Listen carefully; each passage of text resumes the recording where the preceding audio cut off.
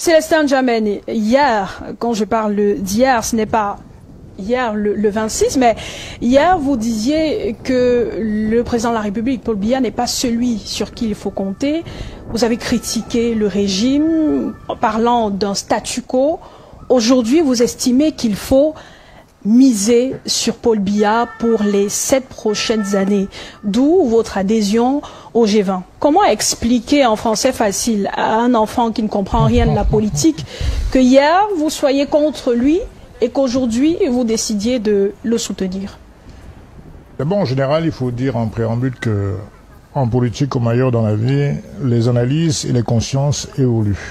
C'est-à-dire que ce qui est vrai aujourd'hui par rapport aux données que vous aviez ne l'est pas forcément demain par rapport à d'autres données. Donc ça, c'est un cas général. Maintenant, je pense qu'il faut bien comprendre que le choix d'un candidat est à la fois temporel et circonstanciel, et même contextuel. Nous sommes dans la version 2025 de l'élection présidentielle. Il y a en face du président sortant 11 autres candidats. La question qui se pose, de mon point de vue, est-ce que les 11 candidats sont-ils réellement des opposants? Est-ce qu'ils incarnent vraiment l'alternative, ou même, disons, à basse échelle, est-ce qu'ils incarnent l'alternance? Et la réponse à la question, à ces questions? Non.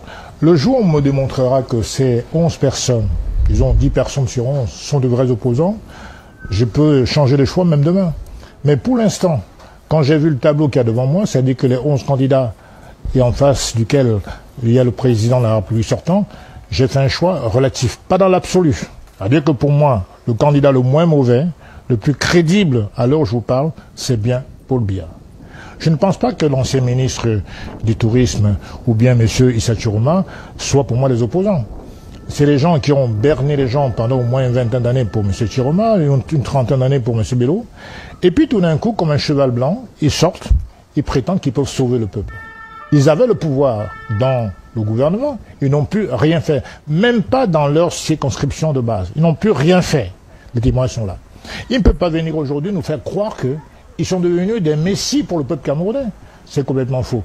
Moi, ma petite idée, c'est que c'est les personnes qui sont habitées depuis fort longtemps par une approche, un paradigme de la politique nord-sud. Dans leur esprit, le président Ahidjo a donné, entre guillemets, le pouvoir en 1982 à un homme du Grand Sud. Il est temps maintenant que le pouvoir revienne au nord. D'ailleurs, la preuve, c'est que les dernières sorties de pré-campagne se passent uniquement dans une zone bien précise. La preuve qu'eux, ils sont habités par le fait que le Cameroun, en termes de pouvoir, doit revenir se recentrer vers le Grand Nord. Mais ces deux ne sont pas les seuls candidats. Sur la liste des 11, il y a ceux qui étaient candidats déjà en 2018. Et il y a, je ne suis pas sûr que ces personnes-là auxquelles vous faites allusion n'aient pas d'acquaintance profonde avec le système. Je ne vais pas citer ici, rentrer dans les détails, mais sur les 11 candidats face au président Paul Biya, il y a au moins 10 qui ont des connivences assez profondes avec le système, soit par des prébendes dont ils ont bénéficié, soit par des facilités qu'ils ont eues, par des avantages qu'ils ont reçus du système. Donc pour moi, ils n'incarnent pas à mes yeux de vrais opposants, des opposants de la rupture.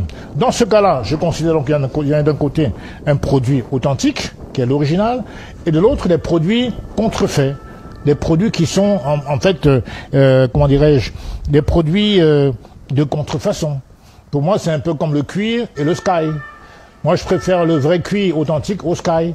Donc, pour moi, ces gens-là, ils ne sont pas l'incarnation de la rupture pour moi. Donc, en conséquence, ceux qui les ont nourris, d'ailleurs, un exemple très rapide, hier et avant-hier, vous avez vu que le déploiement des voitures de pré-campagne de monsieur, comment on appelle, Bello Bouba, c'est les voitures de la fonction publique, les voitures de fonction qu'il avait. Or, il a quitté le gouvernement, il était censé restituer ces voitures-là. Donc, vous voyez, ça symbolise un petit peu la duplicité du personnage. Il n'y a pas que lui, M. Chiroma pareil. M. Chiroma n'était pas un homme très fortuné quand il est entré au gouvernement en 92, et puis ensuite en 99, et ensuite en 2019. Donc aujourd'hui, l'argent qu'ils ont accumulé, c'est bien le fait de leur carrière offerte par le président de la République.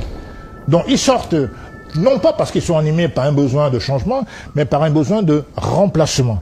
Nous voulons une rupture dans le sens que, aujourd'hui, le Cameroun souffre des maux profonds. C'est pour ça que mon choix, il est dans la relativité et pas dans l'absolu.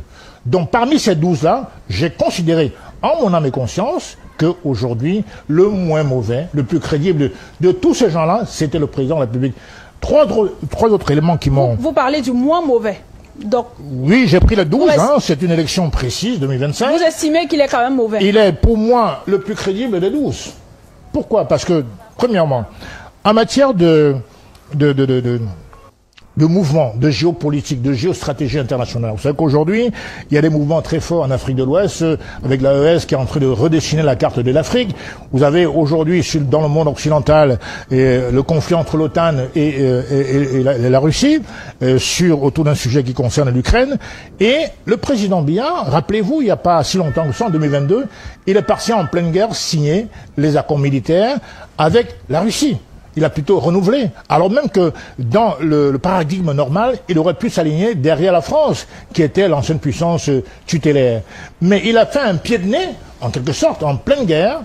D'aucuns disent qu'il y avait de la provocation, mais je considère que c'est un acte de panafricanisme assez profond. Parce que finalement, il démontre par là une certaine souveraineté de l'Afrique et du Cameroun en particulier. Autre chose, Monsieur François Fillon, je termine là-dessus. Oui. Monsieur François Fillon, même si je voulais vous relancer, comment parler de panafricanisme lorsque on reste tout de même dépendant des autres, hein, forcément? C'est pour ça qu'on est en train d'en sortir. Et je voulais parler justement des accords qui fondent le néocolonialisme, c'est-à-dire que les accords coloniaux, qui datent depuis 1944, entre la France et l'Afrique francophone en particulier. Et aujourd'hui, on se rend bien compte qu'en 2009, d'ailleurs, M. François Fillon, qui a été le Premier ministre de la France sous la présidence de M. Sarkozy, est venu pour renouveler ces accords. M. Biya lui a opposé un non poli. Donc ces accords sont enterrés. Et je rappelle pour ceux qui l'auraient oublié qu'en 1945, il était question que le sous-sol de l'Afrique francophone appartienne à la France. Ou alors, quand il le prenait, il donnait un montant symbolique. Il était question que la France encadre l'armée camerounaise et puis vienne en secours en cas de problème au chef d'État africain qui était en difficulté. Donc aujourd'hui, les accords sont bannis. La France n'a plus cette chape de plomb qu'ils avaient sur l'Afrique. Et récemment encore, M. Macron, quand après la commission mixte franco-camerounaise, il y a eu enfin pour la première fois d'un président français la reconnaissance du génocide en pays bamileke et Bassa. Aucun président français ne l'avait reconnu. Il l'avait toujours nié. Donc j'estime que c'est très important. Pour finir, il y a mieux encore... Même si certains estiment que la reconnaissance n'est pas suffisante. Non, il s'est engagé à réparer. Merci Célestin Djamène. On a pu avoir le père Ludovic Lado par Zoom. Mon père, bonsoir. Merci d'avoir accepté de participer aux échanges de ce soir. Bonsoir madame et bonsoir à tous les panélistes. Bonsoir à nos téléspectateurs. Alors, le G20 a de nouveaux adhérents. 15 partis politiques qui ont rejoint le groupe, des partis politiques de l'opposition qui décident de soutenir, de porter la candidature de Paul Biya, candidat du RDPC à l'élection présidentielle du 12 octobre prochain.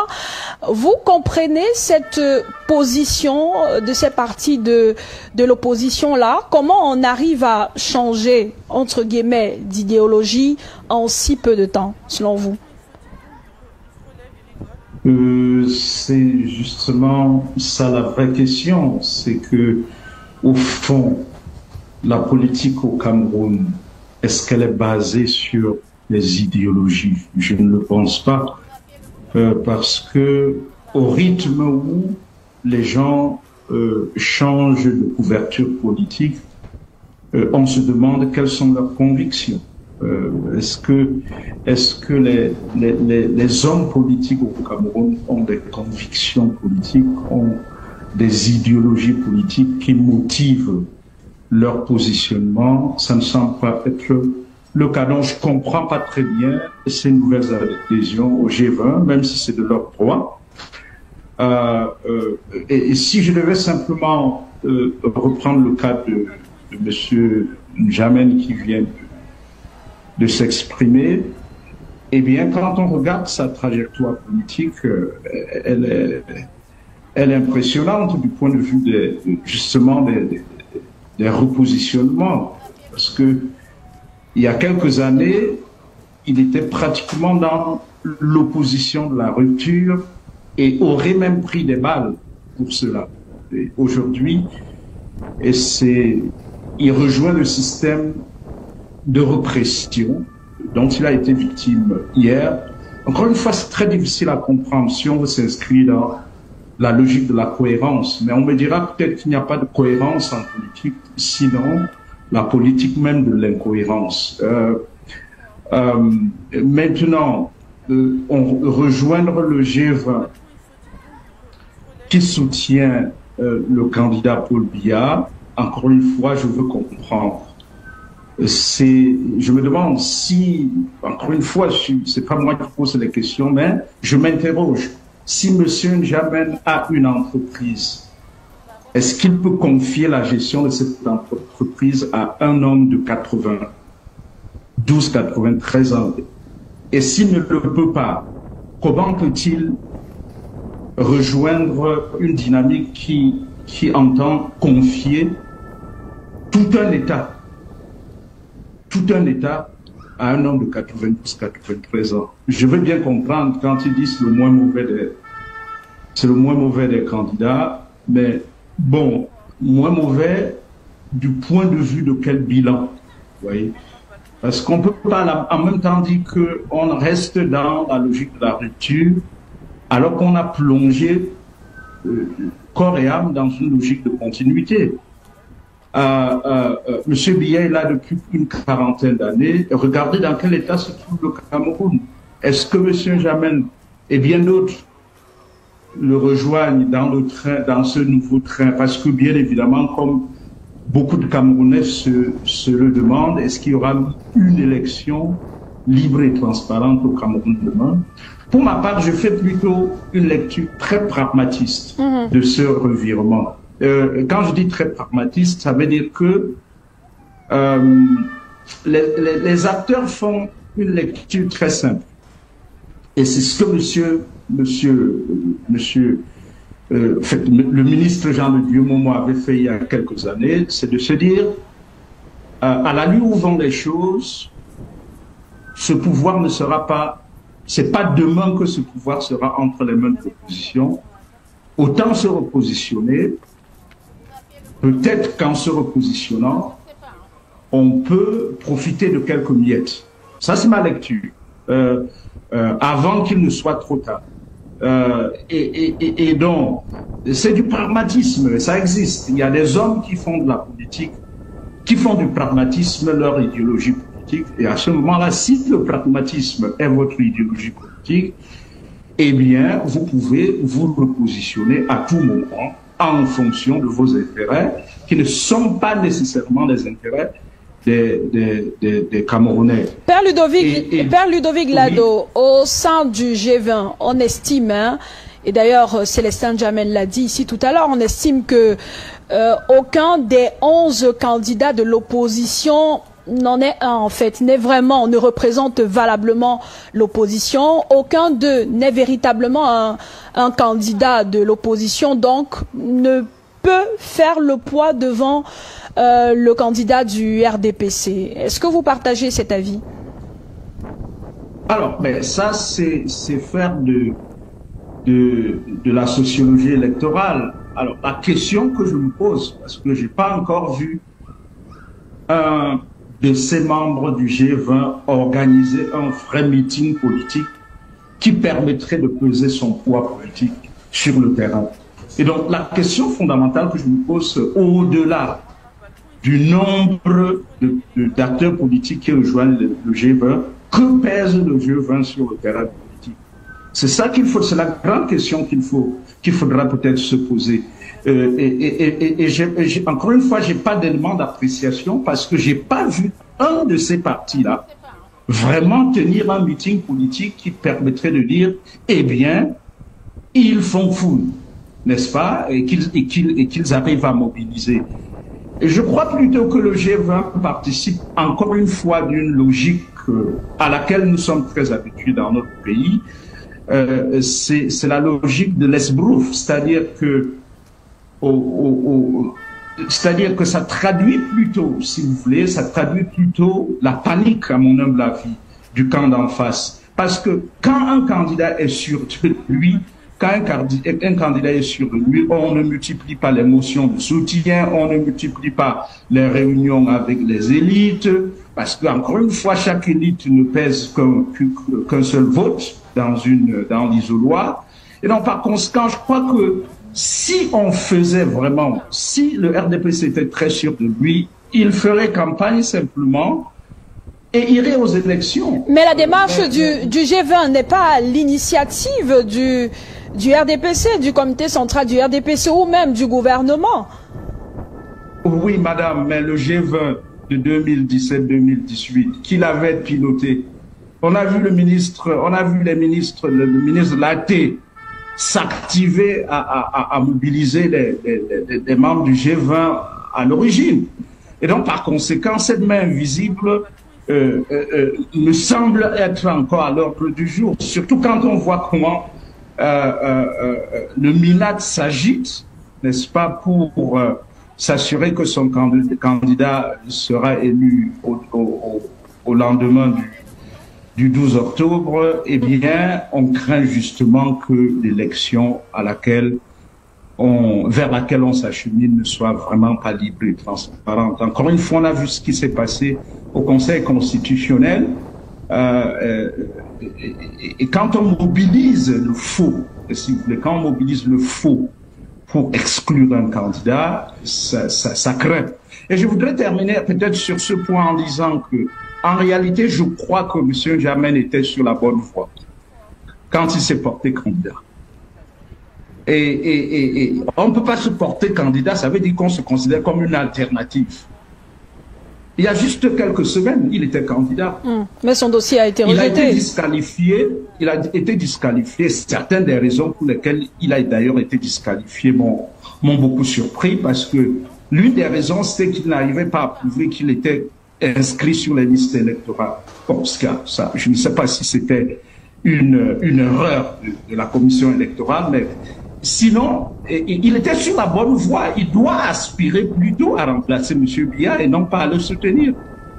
Et donc, je ne comprends vraiment pas ce revirement, si ce n'est, encore une fois, comme je l'ai dit, pour des raisons très dramatiques de politique politicienne. C'est que M. N'Djamène a perçu qu'il va être difficile pour ceux d'en face de battre M. Biya dans les urnes, comme d'habitude, et par conséquent, il vaut mieux être avec que d'être contre. Il a réagir à la suite du père Ludovic Lado, qui estime que vous avez retourné votre veste.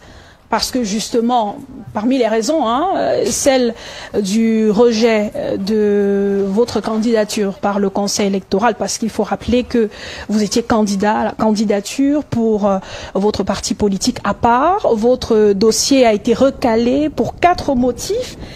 Absence de certificat de versement du cautionnement, absence d'attestation d'inscription sur les listes électorales, absence de déclaration sur l'honneur et absence des 300 signatures légalisées, parce que justement, la part n'avait pas d'élu. Bien, alors tout d'abord sur la question des motifs de rejet, il faut rappeler très rapidement que je crois que Elecam, malheureusement, est quand même infesté, si j'ose dire, c'est un mot peut-être un peu fort, de quelques personnes très incompétentes. Je prends l'exemple très simple sur l'attestation d'inscription sur les listes électorales. Je leur ai fourni ce qu'il fallait. Ils ont coché dans leur PV, ils ont un PV, il y a des cases qui cochent. Ils ont coché. Sur la déclaration sur l'honneur, ils ont coché. Ils m'ont remis un exemplaire, c'est à la maison. Je ne comprends pas comment dans leur motif public qu'ils ont annoncé, ils mettent ces choses qu'ils ont eux-mêmes cochées, qu'ils ont reconnu avoir reçues. Moi, je ne comprends rien. Je ne comprends rien. Maintenant, sur les deux autres, effectivement, sur la question de la candidature indépendante, parce qu'en vérité, APAR a été créée après les élections couplées, donc forcément, on n'a pas pu avoir d'élus. Et donc, on exige 300 élus, comme vous le savez. J'en avais 300 signatures. 300 signatures, oui, 300 signatures, je voulais. Et donc, moi, je les avais 309. Mais le problème, c'est qu'ils ont un formulaire spécifique ad hoc avec à le eux, quota, qui m'ont remis très tardivement.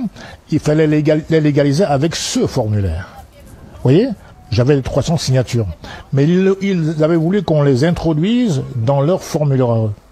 Donc, du coup, comme c'était pas le cas, ils ont coché la case parrainage 00. sur le virement. Il y a eu un problème de virement pour les 30 millions. Il y a eu des complications, je le reconnais évidemment. Il ne pouvait pas, sans preuve absolue, à l'heure où je l'ai posé, le 26 juillet, date de l'annonce des candidats retenus, il ne pouvait pas faire du miracle, je le reconnais. Mais sur les 3 motifs, en vérité, c'était du n'importe quoi. Du n'importe quoi. Mais la candidature, elle visait à challenger le candidat du RDPC, peut-être le remplacer, le succéder, ou simplement le soutenir à un moment donné du processus électoral. Une fois que la question est reconnue, mon dossier n'a pas été retenu certes, mais fallait-il pour autant que je restât passif, indifférent par rapport à l'élection de 2025? Je pense que je suis un acteur politique quand même, peut-être pas majeur, mais à ma modeste place, qui essaie d'apporter un peu à l'évolution de la politique dans mon pays, et j'avais le devoir, dans ma conscience, de prendre position. Moi, j'aime pas la neutralité. J'estime qu'elle est hypocrite, elle n'existe pas la neutralité.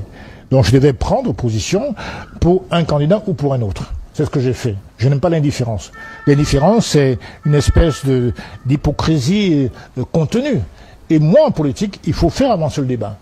Donc, en même temps, je rappelle que soutenir un candidat, c'est pas s'allier à un parti politique. Je comprends très bien que M. Biya est investi par son parti, c'est vrai, puisque la loi l'exige.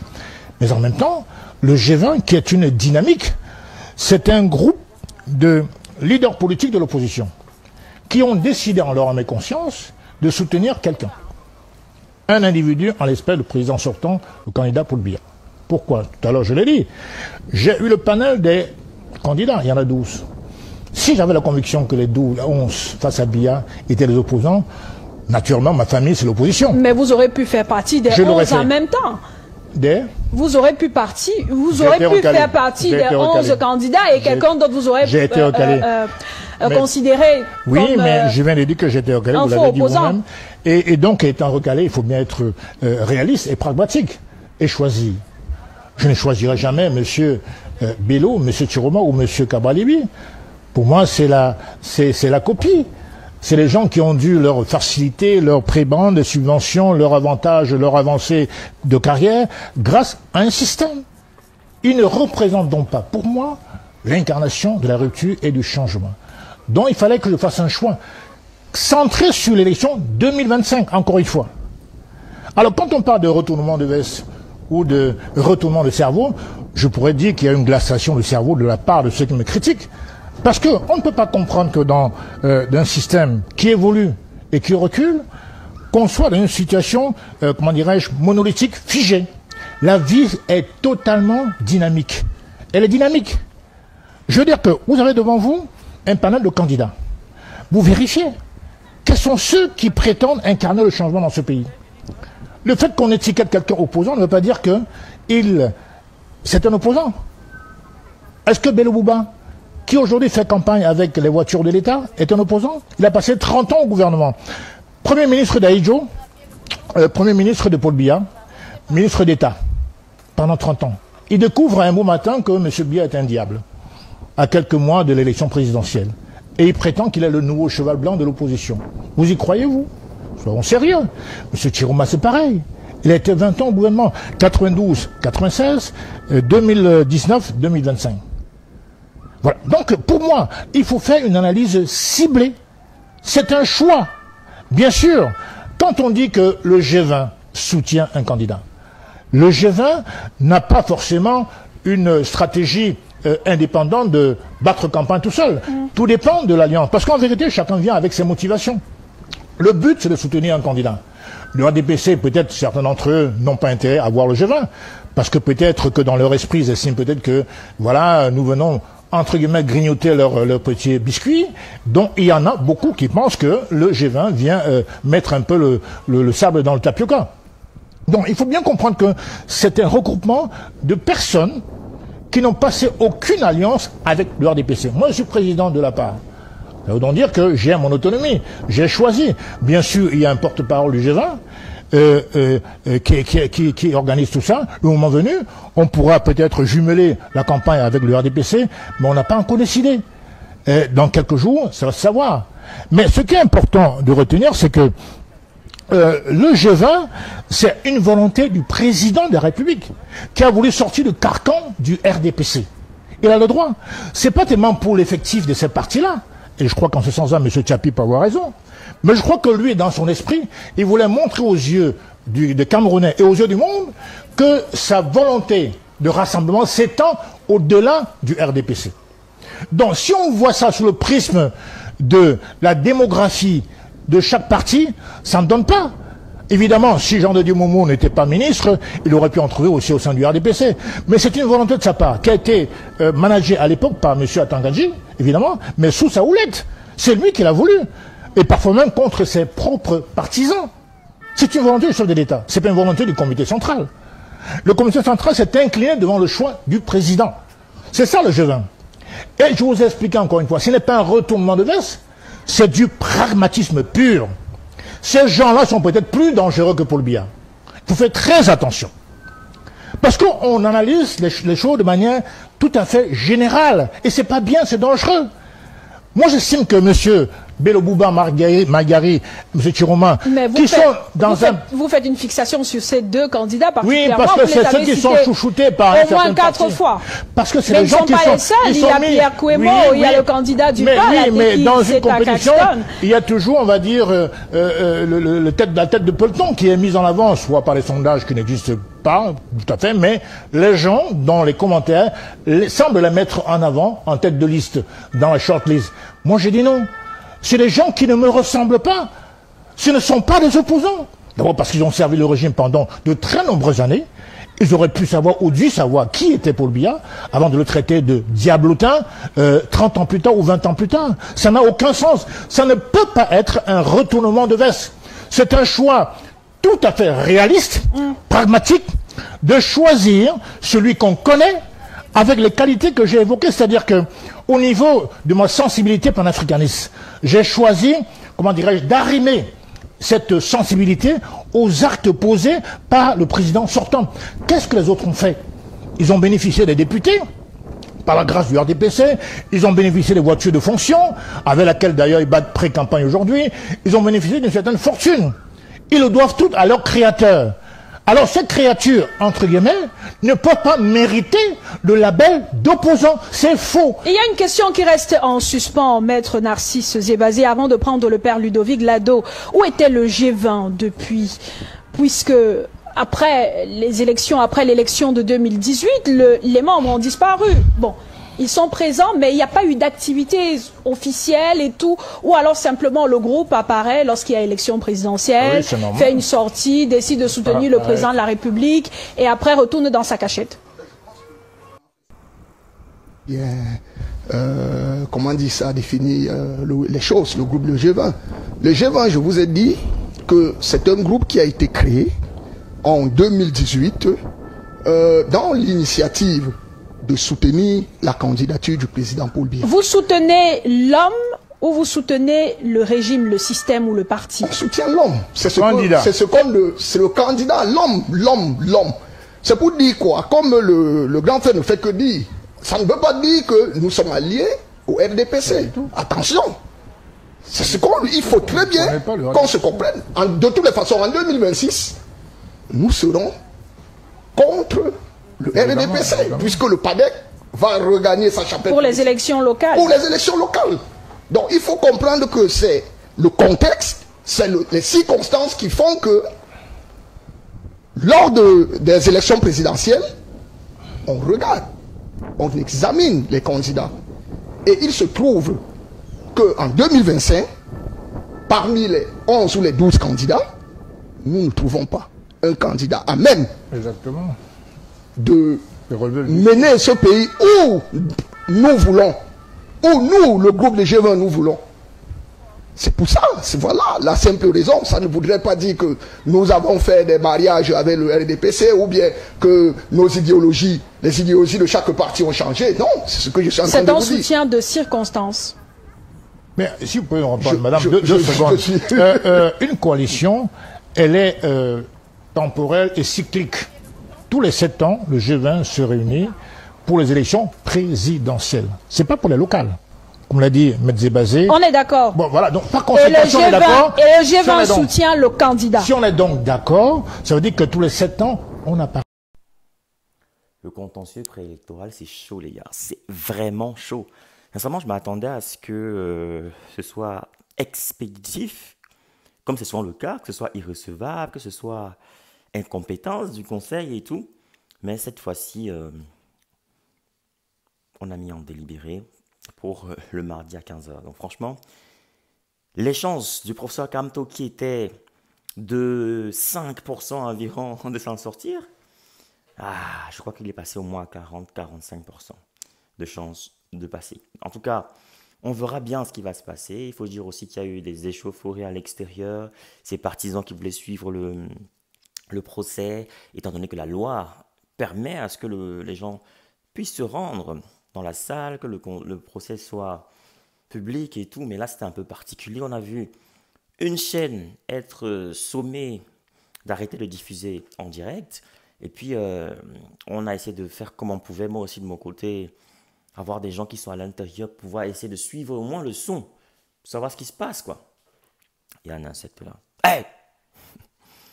Donc, on verra bien ce qui va se passer. Je pense que les chances sont passées de 5 à 45%. Donc, c'est presque du 50-50 maintenant. Qu'est-ce qui va se passer au Conseil constitutionnel?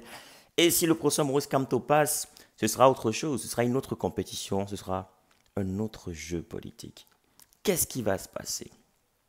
En tout cas, pour le bien de la démocratie, il serait bien que tous les candidats éligibles soient autorisés pour qu'on ait un match compétitif, un jeu intéressant qui pourra permettre à tout le monde d'exprimer, bien sûr, son potentiel et aussi à tous les électeurs d'exprimer leur voix. Parce qu'on exprime ses voix à travers un candidat. Quand on élimine notre candidat, on ne peut plus exprimer notre voix. Donc, là, c'est une entorse à la démocratie. Donc, je vous propose donc de suivre. On a suivi, vous avez suivi.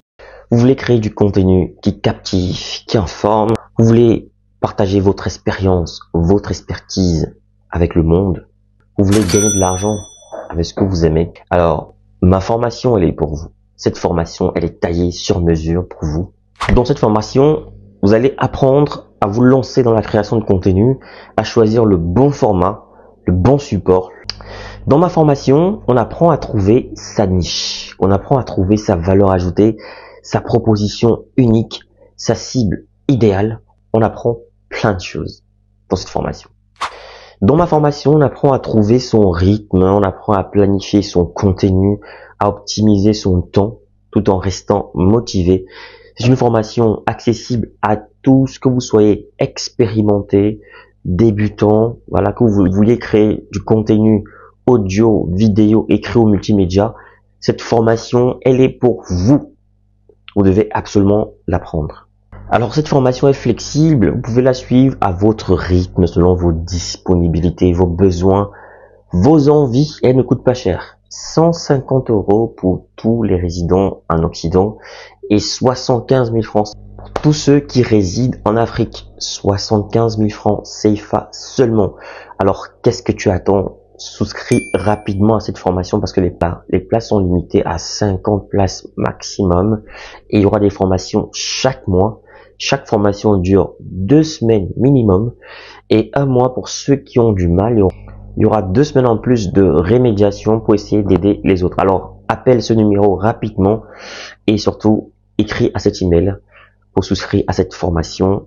Voilà, le numéro, je rappelle, 0467 81 59 18 précédé du plus 32. Donc, je reprends, plus 32 0467 ou alors plus 32 467 81 59 18 disponible bien sûr par appel et sur WhatsApp ou alors écrivez-moi tout simplement par mail pour souscrire à votre formation. Donc je vous attends nombreux et les places sont très limitées.